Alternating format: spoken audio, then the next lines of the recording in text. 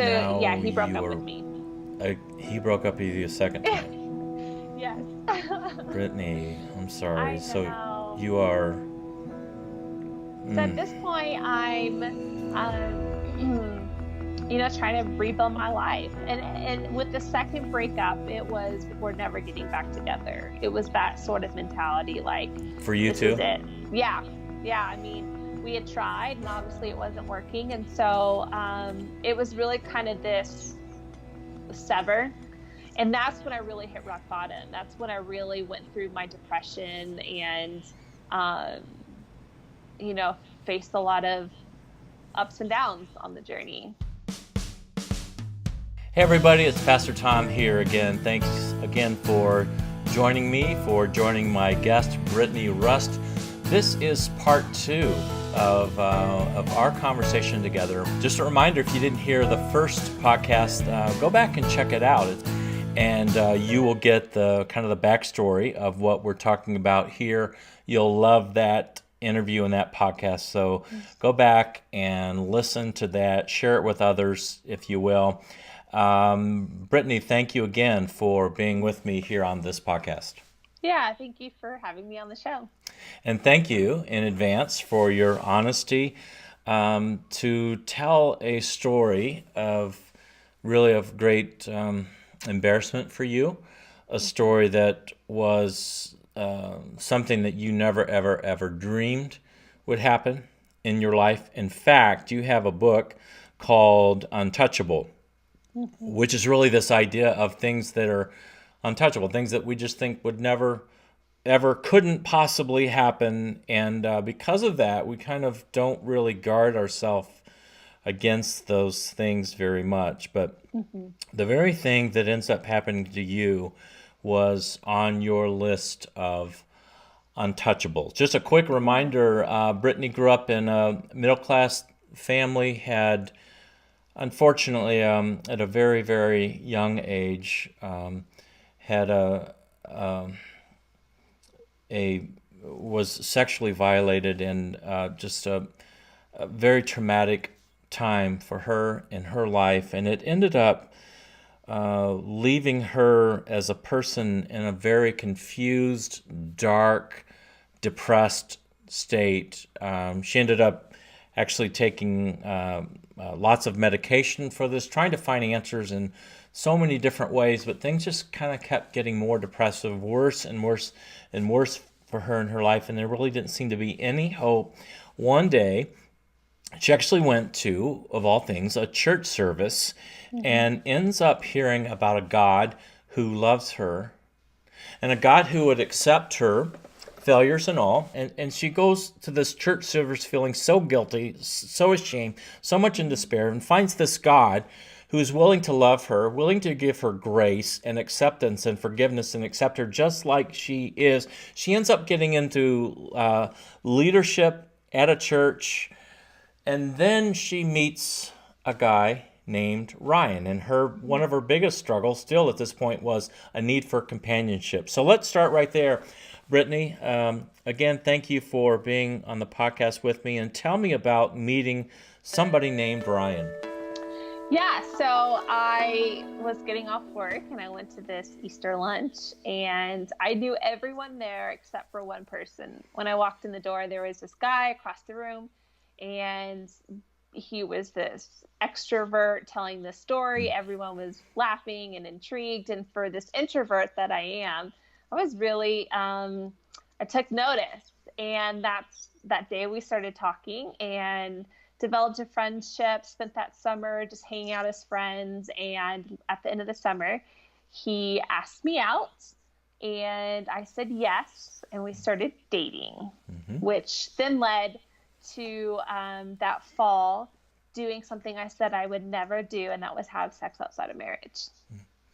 And you just couldn't, no way you could believe that you did that. And then immediately you started to feel the type of shame that you hadn't felt in a long time, the type of shame that you had as a younger girl. All of that comes rushing back, and maybe, well, probably even worse than ever, because Yeah. now you had a position in the church of leadership. You're Hmm. working in other people's lives. You are really a role model to people, and one of those things that you're not to do as a pastor is to have sex outside of marriage, or someone who's in ministry to have sex outside of marriage. And Hmm. so, of all things, that happens to you.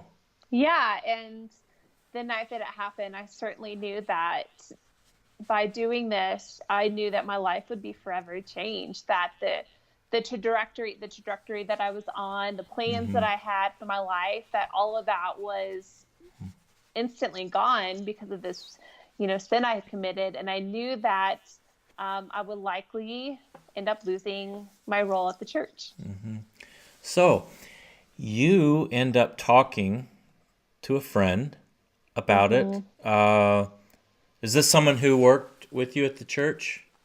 Yeah, she was my best friend. Okay. And the But day after it happened, uh-huh. I'm sorry. Yeah, the day after it happened, I told her, what had happened, and just wanted to tell someone that I really trusted and who really cared about me what had happened, and kind of dialogue about next steps. And um, out of that conversation, it was just, I knew I needed to, the next day I had work, and I knew I needed to walk in the next day and tell my pastor, my boss, my mentor, someone that I really cared about and admired, what had happened.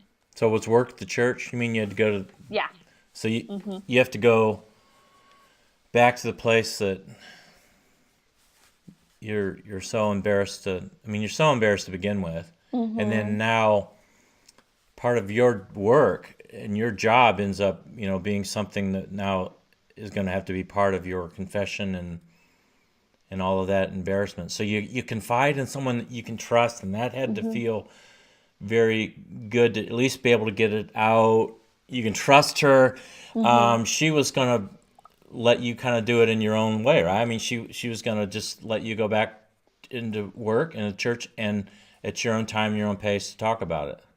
Yeah, that's, we talked about the next day I would go into work and I would tell my boss what had happened, but she also worked at the church, and we still have a great relationship. I'm just going to put that out there. But Okay. that night she got really nervous with that kind of information. And she ended up going and talking to my boss and telling her what had happened. So I walked into work the next day with my pastor already knowing what had happened. Could you tell, I mean, on his face or her face that something was going on, or, I mean, right when you went in there? Yeah, I think so. I mean, I think it's been a long time, but she called me into her office right away. And so I knew that there was something. Yeah, I knew that there was something up. Yeah. And and then she starts the conversation. Yeah, she just flat out asked me, "Did you sleep with Ryan?" So, and I told her everything that had happened. And um, I had to, after that conversation, obviously she told me, and it was all done in such love and such grace, but there are consequences to our actions. And, obviously I was going to have to step out of ministry. And I had to confess to my team that day what had happened and start all over again, you might Yeah. say. Tell me about that, because some people listening wouldn't say that's so loving. That you have to like Yeah. be that upfront with everybody, and yet you're saying it was out of love. Yeah, it was, and it truly was. My pastors did everything they did in such love and such grace, but the Bible does talk about what to do as, the result of moral failure with a staff member, with someone in leadership. And um, they truly loved me and wanted me to be restored and healed. And that meant that I needed to step away from leading others and to focus on myself. As a ministry leader, you are called to a higher standard and you're called to live a life that is an example. And I had not done that well. And so I needed to step back and really care for myself and find healing and restoration that really I could only find if I were to step out of ministry and just seek after God. Yeah. And that confession part means just saying what happened, but the Bible talks about bringing things into light. Mm-hmm. And it's in that darkness when we hide them that things can still just grow and get worse. And there's something as awful as Mm-hmm. it is about bringing it into the light and just saying, hey, this is what happened.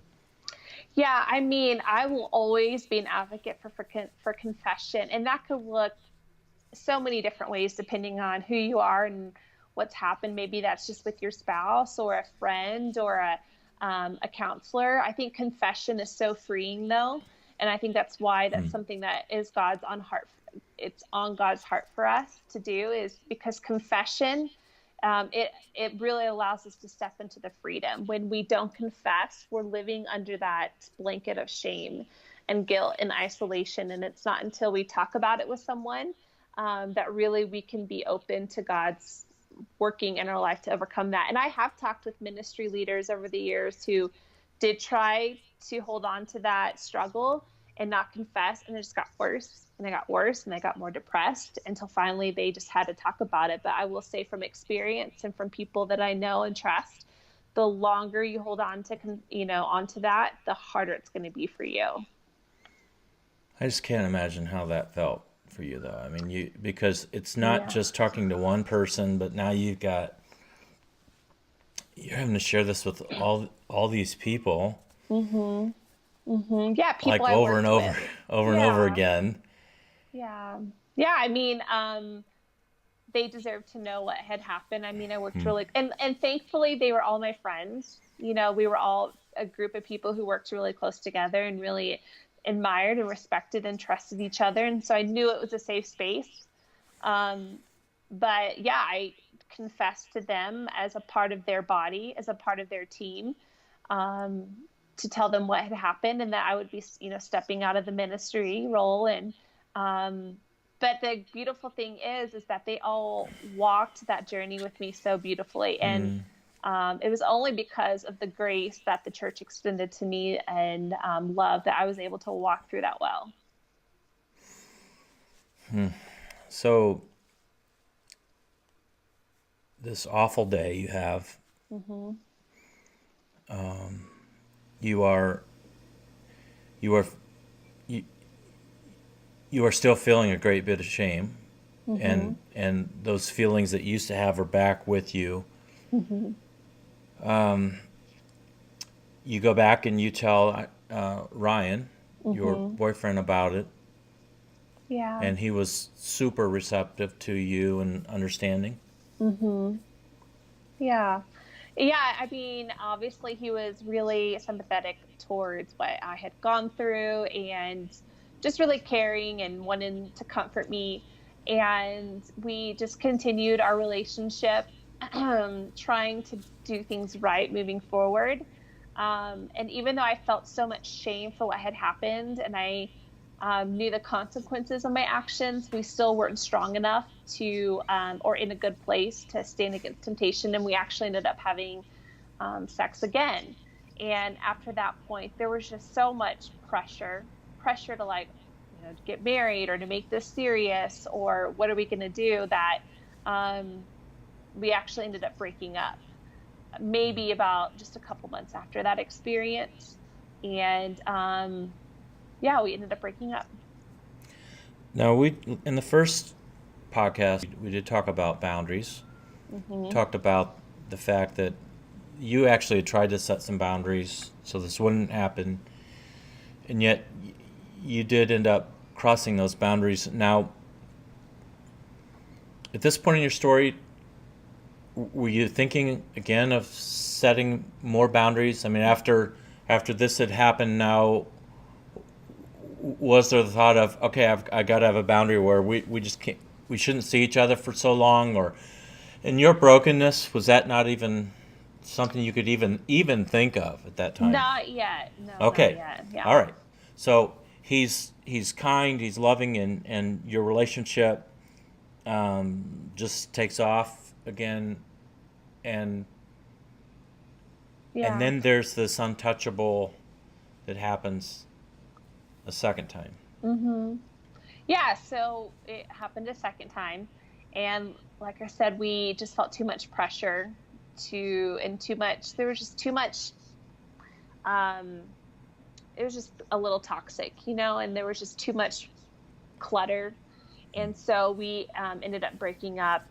And it was kind of always with it was more about time, just at least I felt like it was eventually we'll get back together. This is just a time for us to kind of work through our stuff individually and get to a better place. And sure enough, about 2 months later, we ended up dating again.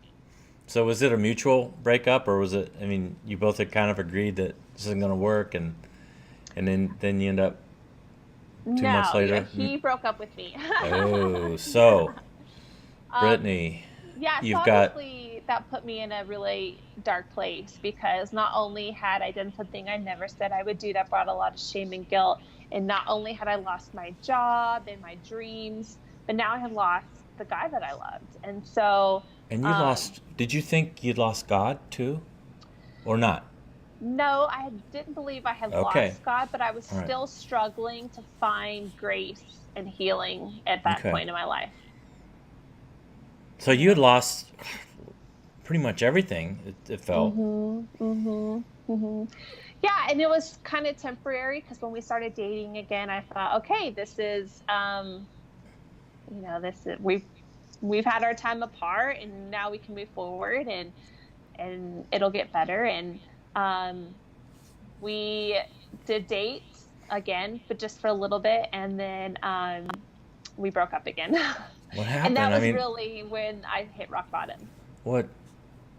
Why the second time? I mean, what happened that caused that breakup? There was just, again, we still hadn't worked through all of Okay. those. There was still just a lot of, clutter.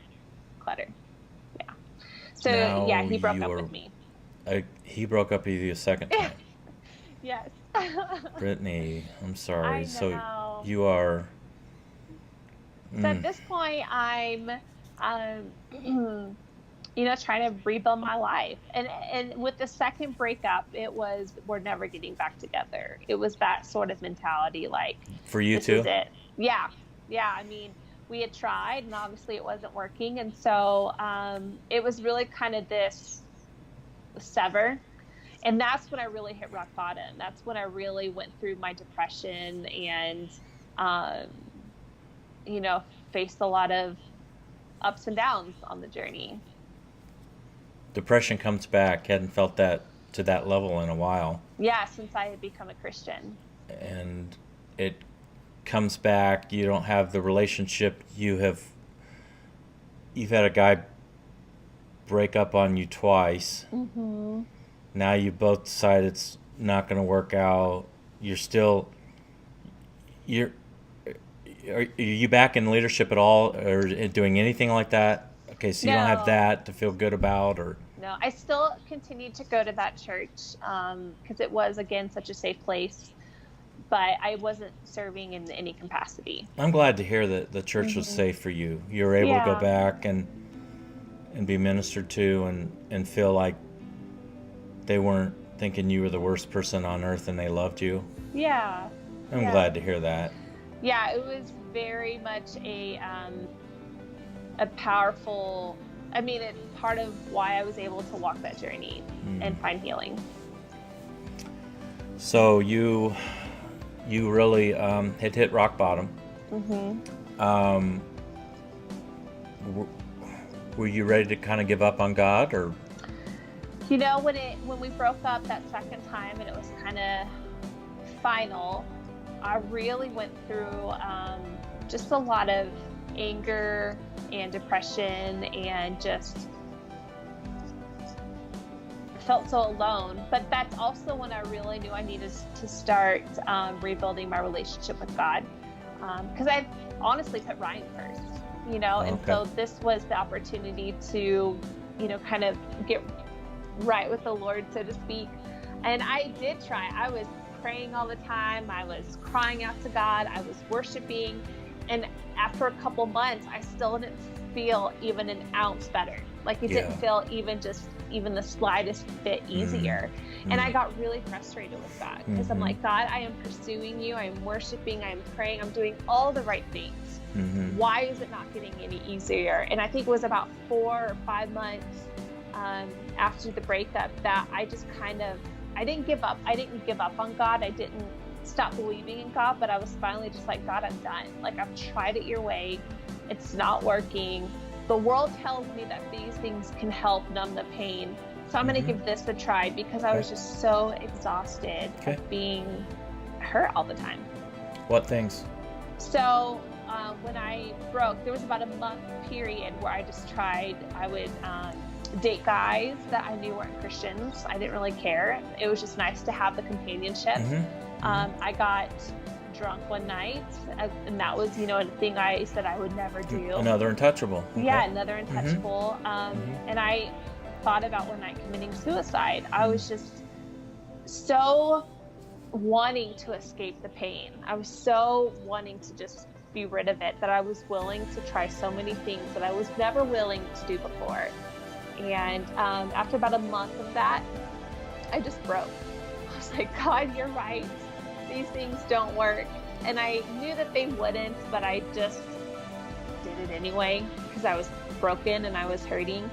And when I broke that time where I just knew like this isn't going to work, I really need to give it to God, that's when things really shifted for me. Because I think prior to that, my mentality had been, God, get me through this as quickly as possible.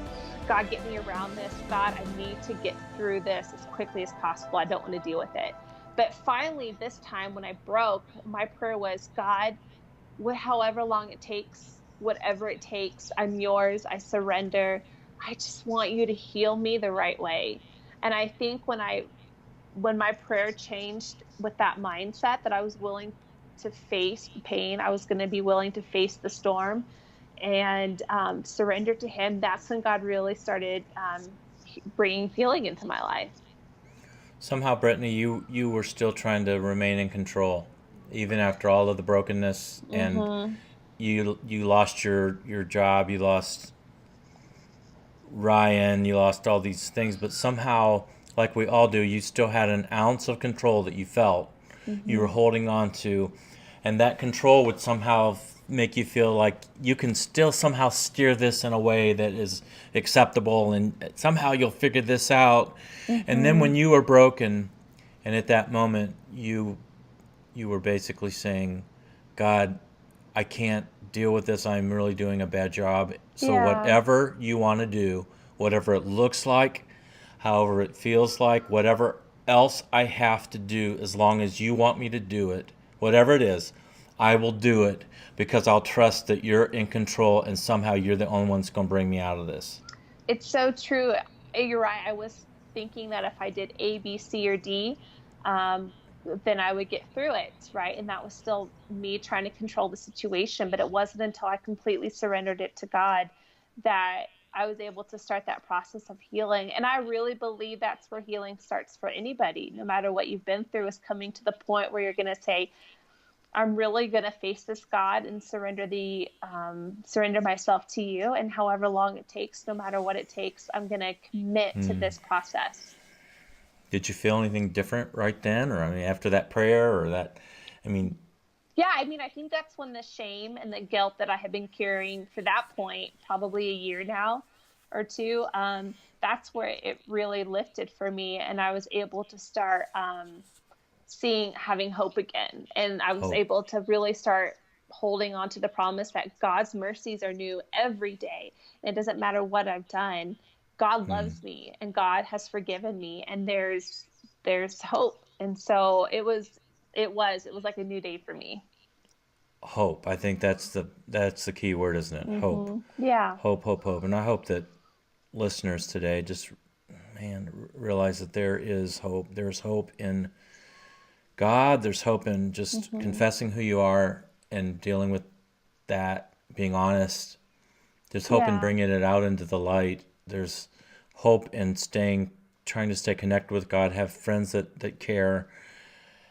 So, Brittany, you have this moment where the mess hadn't stopped yet, but at least you're feeling some hope. Yeah. Yeah. And then what happened? Well, and God really did start putting me back together. You know, I will say that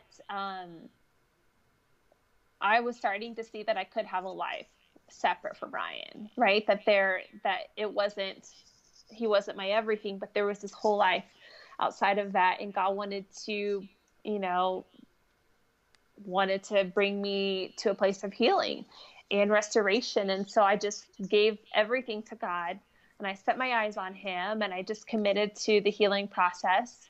And eventually God opened up the door for Ryan and I to start dating again. He brought us back together, so to So speak. when you talk about surrender, did that mean that even if it meant never getting back together with Ryan, even if it meant being single for the rest of my life, even if it meant not Mm-hmm. getting back into leadership at the church that I love, even if it means all of these things, whatever it is you want to do, God, I'm going to let you do it. And then, amazingly, God brings Ryan back into your life. Yeah, I mean, I think that's the really the heart of surrender is you're letting go. You're letting go of control. You're letting go of what you want your life to look like and what you want for your life. And it really puts you in a place of just being like, God can do whatever he wants to do, you know, because you're not fighting it and you're not pulling in a different direction. And so in that surrender, I found such freedom and, again, hope for my life. Yeah. And so what happened was somebody tried to break into my apartment one night, and the news traveled to Ryan. And my dad had given me a gun for protection after that point. And Ryan reached out to me and, you know, how are you doing? Are you okay? Um, I can teach you how to shoot this gun if you like. So he took me out, gave me a shooting lesson, and then we just started talking after that, and slowly entered back into a relationship. And this time it worked. Yeah, we set some boundaries and we stuck to them. We stuck to them this time. You know, we didn't kiss for the longest time. Wow. We had lots of conversations about what we wanted our relationship to look like, and certainly there were bumps along the way. But Yeah. we dated for about 2 years and really tried to work through a lot of the things that had happened to us in the past and tried to come to a really healthy place. And after 2 years, Ryan proposed to me on top of Mm-hmm. a mountain, and I said Yeah. yes. And God has blessed you with so much. I mean, you've been obedient to Him, and God's restored you. Yeah, I mean, God did the thing that for a long time I always hoped he would do, but it wasn't until I let go of trying to make that happen and really pursuing just making him my focal point and pursuing a life outside of what I thought my life should look like. Then God brought those pieces back together, and we've now been married for almost 4 years. And we're both in ministry, and we have a son, and nothing's perfect, but Sure. God is so blessed us. Yeah. And you actually became a pastor then after. Yeah, I mean, God, it was slow. I mean, I had to start all over again, but I did take a couple years just to restore and he brought me back into ministry, and then I was able to serve on staff at a church out in Denver, and just recently left that position to really just to focus on providing resources to people that encourage and challenge and point them to Jesus. Brittany, thank you so much for your time today and for talking to us, helping me, helping our listeners today. It has been my absolute joy, and just another reminder to everyone today that there is still time left in this 24-hour period to live life today. Mm-hmm. Yeah. Thank you, Tom. Thank you. If this podcast has been helpful for you and you haven't already subscribed, just go to the subscribe button that you'll see on the page and subscribe. That way you'll make sure that you get everything that I put on the podcast the moment that it's available. And if it's helpful for you, it probably would be helpful for someone that you know as well. If you could send them a link or tell them about the podcast, and then also comment on the particular podcast wherever you're at. rate it, if you will, and that will help others to be able to see and hear about the podcast.